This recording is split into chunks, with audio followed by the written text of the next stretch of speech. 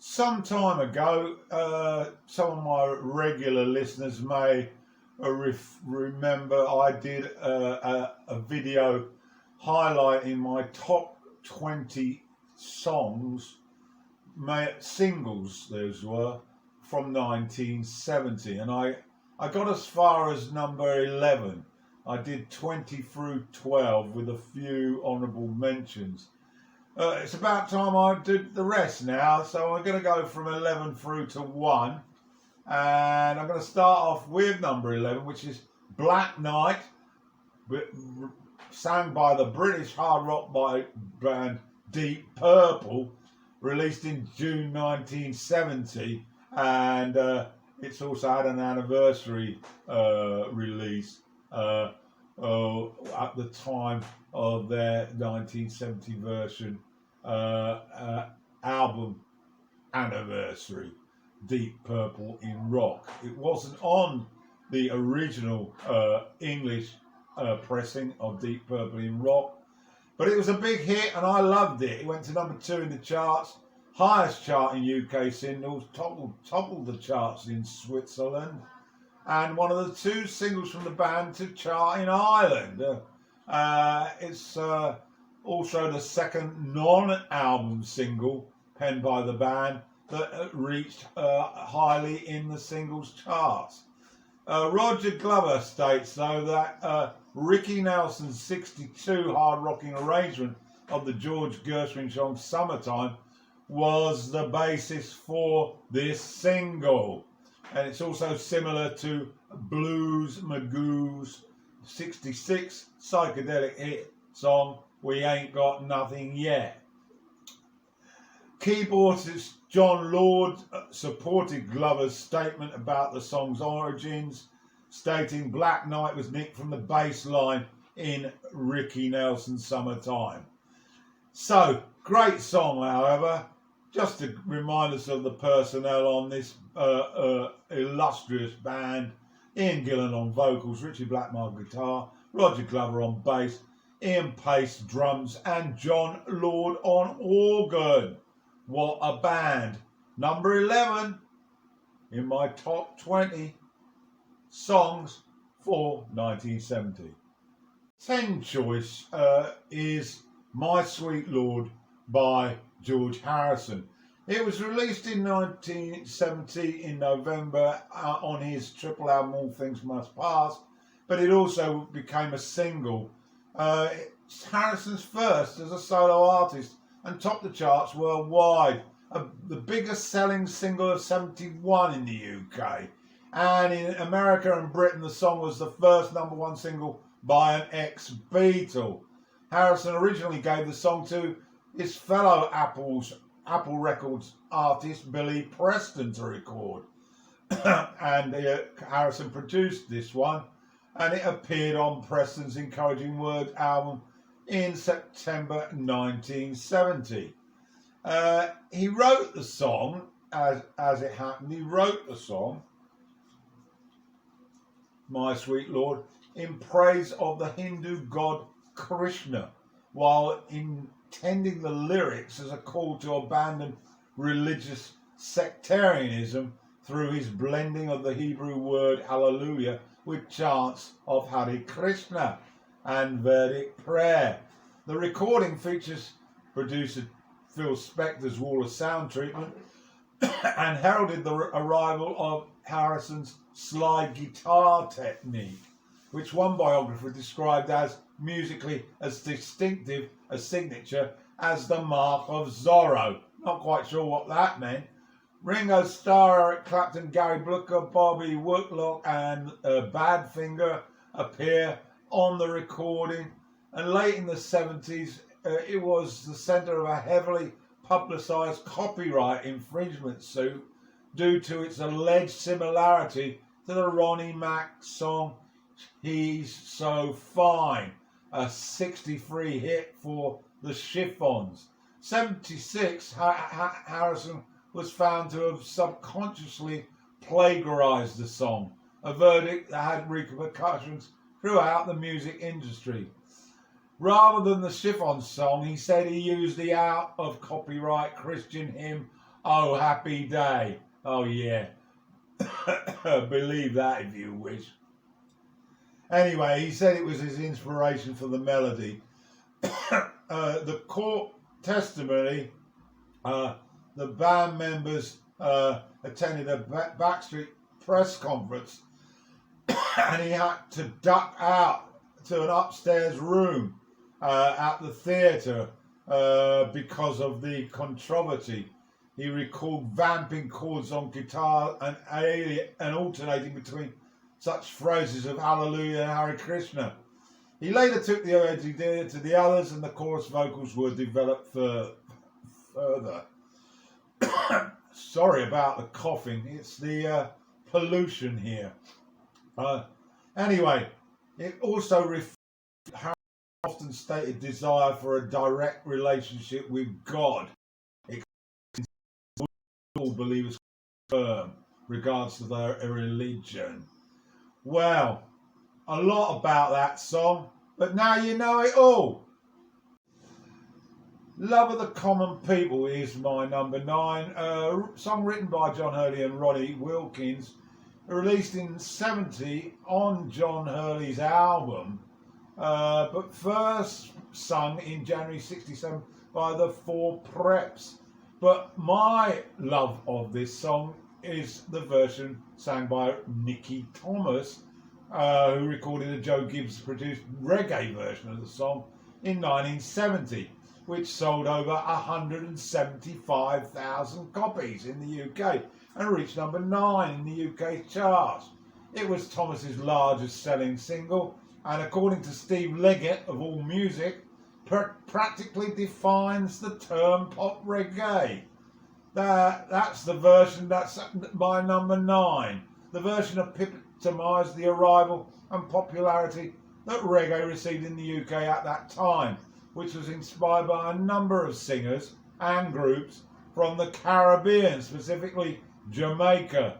Reggae was also adopted into football culture as a symbol of tribalism, but regrettably hooliganism took over by young white youth and adopted the music to state its particular favoritism for particular films and hatred to other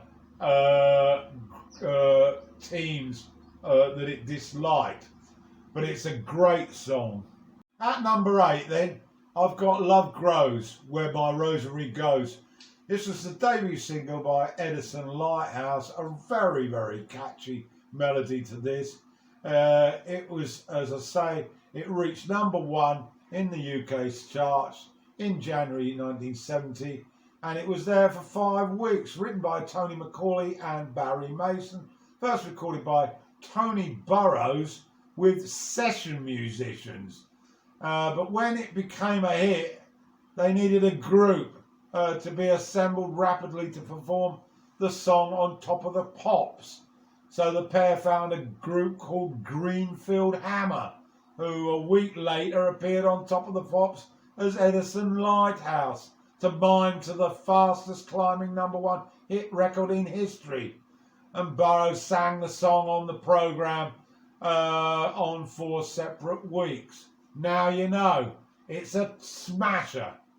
Okay, number 7 then, and I've chosen Lola, a song written by Ray Davies and performed by the Kinks, of course, in 1970 on their album Lola vs. the Powerman and the Money Go Around, Part 1. It was also a huge single.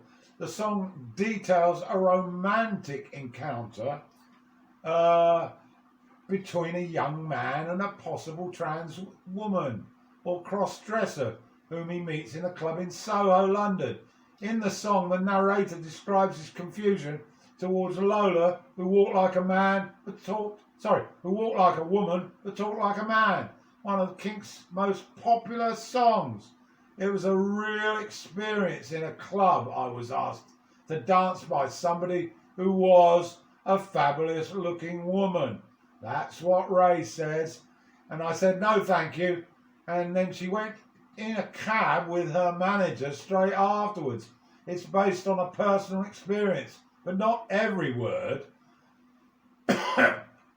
Ray Davies has claimed that he was inspired to write Lola after Kinks manager Robert Wace spent a night in Paris dancing with a cross-dresser. Davies said of the incident, in his apartment, Robert had been dancing with this black woman, and he said, I'm really onto a thing here, and it was okay until we left at 6 in the morning, and then I said, have you seen the stubble? And he said, yeah, but he was too pissed to care, I think. I remember going into a music store on Shaftesbury Avenue when we were about to make Lola. I said, I want to get a really good guitar sound on this record, and I want a Martin. This is a very expensive acoustic guitar. In the corner they had this old 1938 Dobro resonator guitar that he bought for 150 quid, and I put them together on Lola, which is what makes that clangy sound, the combination of the Martin and the Dobro with heavy compression. All quotes from Ray Davies. And now here's the lyric in its full entirety. So it goes on a bit, but I think it's worth its weight in gold. I met her in a club down in Old Soho where you drink champagne and it tastes just like Coca-Cola. Cola. She walked up to me and she asked me to dance. I asked her name in a dark brown voice. She said, Lola, Lola, Lola, la la la la Lola. Well, I'm not the world's most physical guy, but when she squeezed me tight, she nearly broke my spine. Oh, my Lola, la la la la Lola. Well, I'm not dumb, but I can't understand why she walked like a woman but talked like a man. Well, we drank champagne and danced all night under electric candle light. She picked me up and sat me on her knee and said, dear boy, won't you come home with me? Well, I'm not the most passionate guy, but when I looked in her eyes, well, I almost fell for my Lola. I pushed her away, I walked to the door, I fell to the floor, I got on my knees, then I looked at her and she at me. Well, that's the way that I want it to stay, and I always want it to be that way for my Lola. Girls will be boys and boys will be girls. It's a mixed up, muddled up, shook up world, except for Lola. Well, I left home just a week before, and I'd never ever kissed a woman before. But Lola smiled and took me by the hand and said, dear boy, I'm going to make you a man.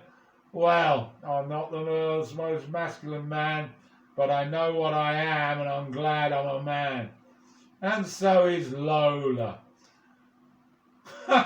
Great! I love singing that. Or my number 6 choice for this year. What a golden year it was. Band of Gold. It was sang by Freda Payne. Originally written and composed by the Motown producers, the former Motown producers of Holland Dossier Holland, under the pseudonyms of Edwin Wayne and Ron Dunbar. Why? Well, because they left Motown, of course. It was a major hit for the new Invictus label, and when they first offered the song to Freda Payne, she balked at the idea of recording it, finding the material more appropriate for a teenager or very young woman, while she was nearly 30 years old. Payne reluctantly gave in after much persuasion by Dunbar. Almost immediately following its release, the Payne record became an instant smash, reaching number 3 in the US, where it was certified gold, and number 1 in the UK singles charts for 6 weeks in September 1970.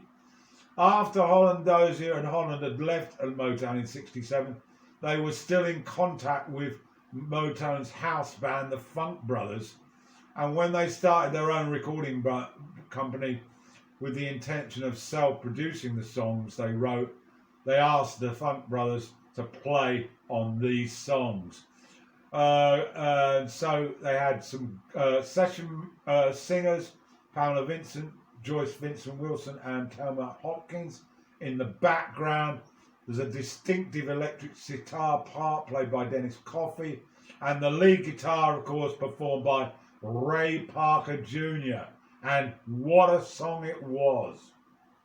My number 5 choice is a surprising choice, really, for me. Close to You by the Carpenters. I was never a great fan of this band, this duo, but this song really captured the moment. They Long to Be Close to You, a song written by Burt Bacharach and Hal David. The Carpenters recorded it on their second studio album, Close to You. Produced by Jack Doherty, it was released in May, and it topped both the US Billboard Hot 100 and the Adult Contemporary charts. And it was also on that album, Close to You. Breakthrough hit for Bacharach and David, and it gave Herb Alpert the song after he scored a #1 hit in '68 with This Guy's in Love with You, which the duo had also written. Albert recorded the song, but he was displeased with the recording and did not release it. But after the Carpenters achieved their first chart success, Albert convinced them to record the version of the song, and as they say, the rest is history. It was certainly well suited. Carpenter and Albert collaborated on the song, and the finished product was a 4.5 minute long song. It was then cut by AMN to 3 minutes 40 for the single version.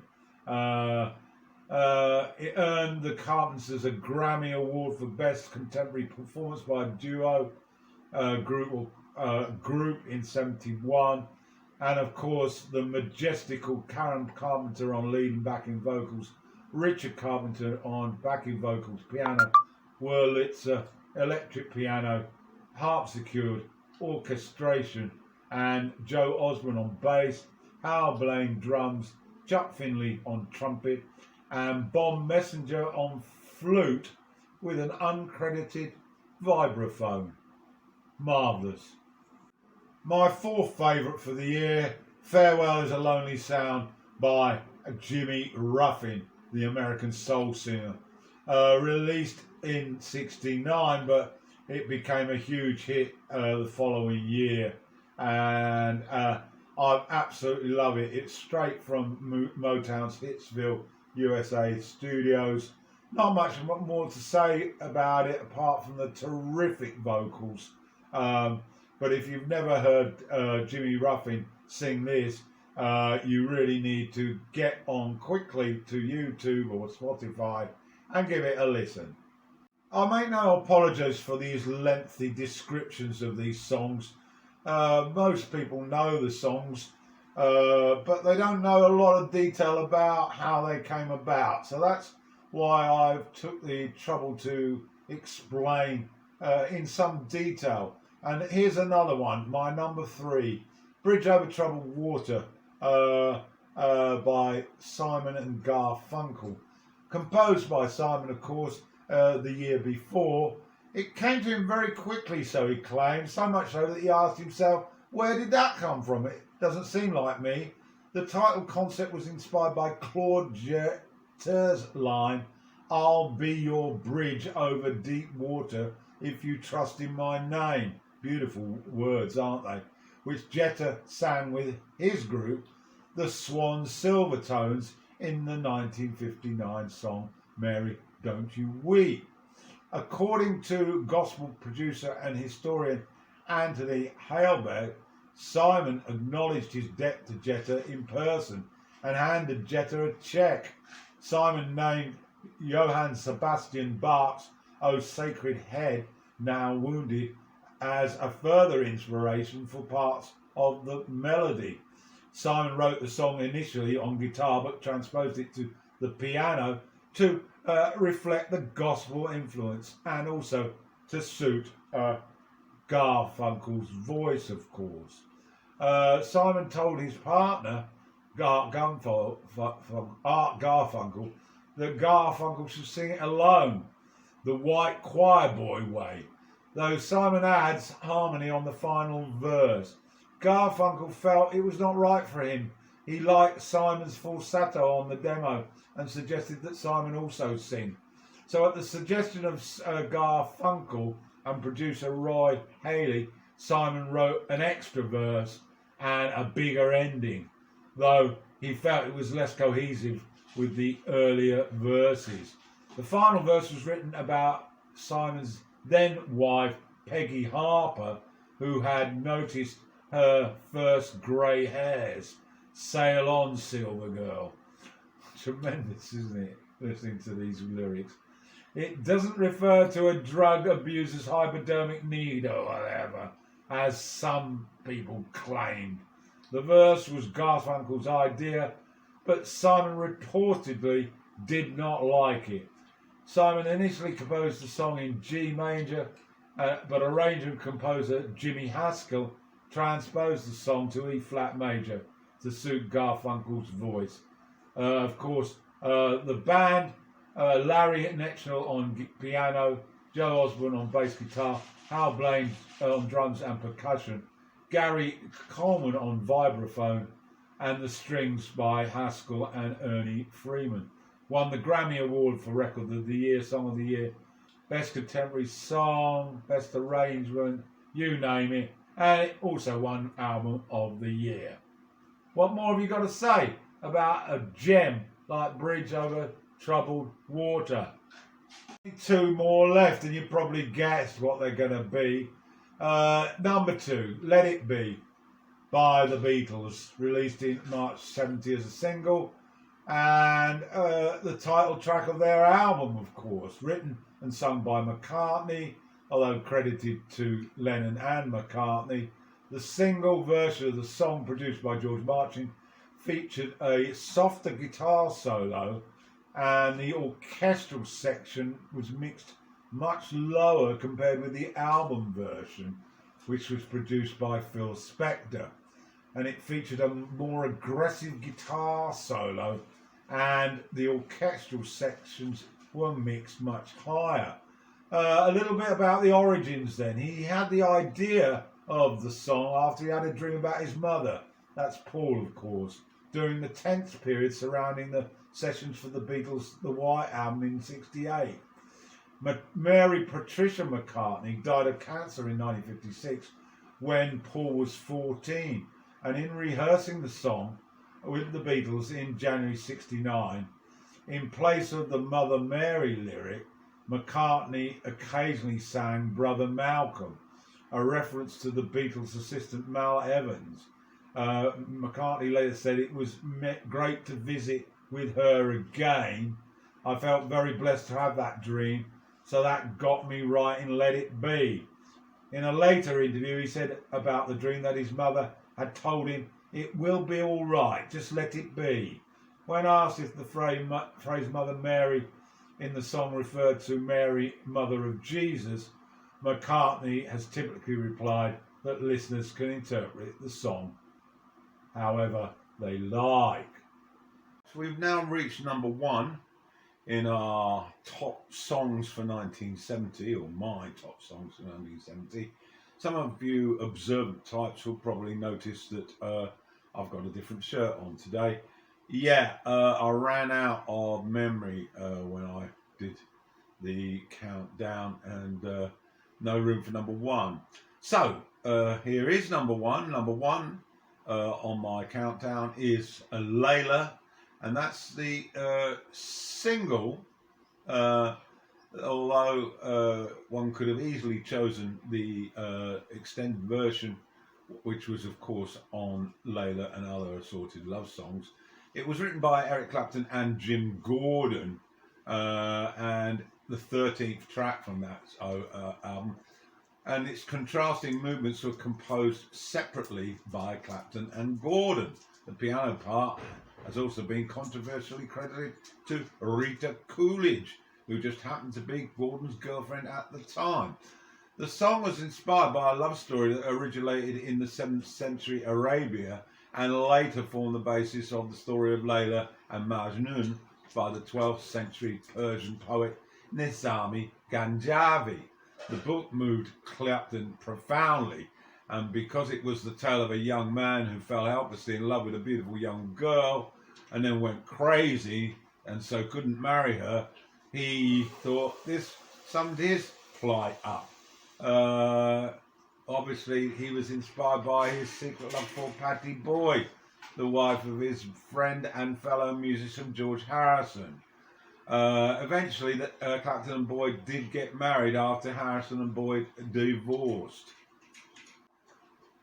Clapton originally wrote Lyra as a ballad with lyrics describing his unrequited love for Boyd, but the song became a rocker when, according to Clapton, Duane Allman composed the song's signature riff. With the band assembled and Dowd producing, Layla was recorded in its rock form. The recording of the first section consisted of 16 tracks, of which 6 were guitar tracks, a rhythm part by Clapton, 3 tracks of harmonies played by Clapton, the main power chord on both channels, and 2 harmonies against their main riff, one on the left and one on the right. The track of solos by Allman on fretted solos with bent notes during the verses and the slide solo during the outro, and 1 track with both Allman and Clapton playing duplicate solos. The 7-note signature riff doubled in 2 octaves, and the 12-note signature riff doubled in unison. According to Clapton, Allman played the first 7 notes of the 12-note signature riff fretted, and the last 5 notes on slide in standard timing. So now you know all the details. Don't usually elaborate, but it's such a brilliant song, isn't it? Layla, since its release, experienced great critical and popular acclaim and is often hailed as being among the greatest rock songs of all time. 2 versions have achieved chart success, the 72 version, and of course 20 years later as the acoustic unplugged performance on the album of the same name. Commenting on this song, interesting, Clapton said, "It was a difficult one because it's a difficult song to perform live. You have to have a good complement of musicians to get all the ingredients going. But when you've got that, it's difficult to do as a quartet, for instance, because there are some parts you have to play and sing completely opposing lines, which is almost impossible to do. If you've got a big band, then that is, of course, possible." Later, Clapton reflected, "It's easy to do something with a big band, and I'm very proud of it. I love to hear it. It's almost like it's not me. It's like I'm listening to someone that I really like. Derek and the Dominoes was a band I really liked, and it's almost like I wasn't in that band. It's just a band that I'm a fan of. Sometimes my own music can be like that, when it serves its purpose to being good music. I don't associate myself with it anymore. It's like someone else. It's easy to do those songs then." Pattie Boyd, however, reflected, "I think that he was amazingly raw at the time. He's such an incredible musician that he's able to put his emotions into music in such a way that the audience can feel it instinctively. It goes right through you." And just to remind you of the personnel on this absolute gem: Eric Clapton, lead vocals, lead guitar, rhythm guitar and acoustic guitar. Duane Allman played lead guitar and slide guitar. Bobby Whitlock was on Hammond organ, piano and background vocals. Carl Radal, bass guitar. Jim Gordon on drums, percussions and piano. And of course produced by the legendary Tom Dowd. And that, ladies and gentlemen, anybody else might be listening, that concludes my top 20 songs for 1970. We'll soon start thinking about 1971. I'd love to hear your choices. Get those comments in, please. You know, it really does make a big difference to my motivation.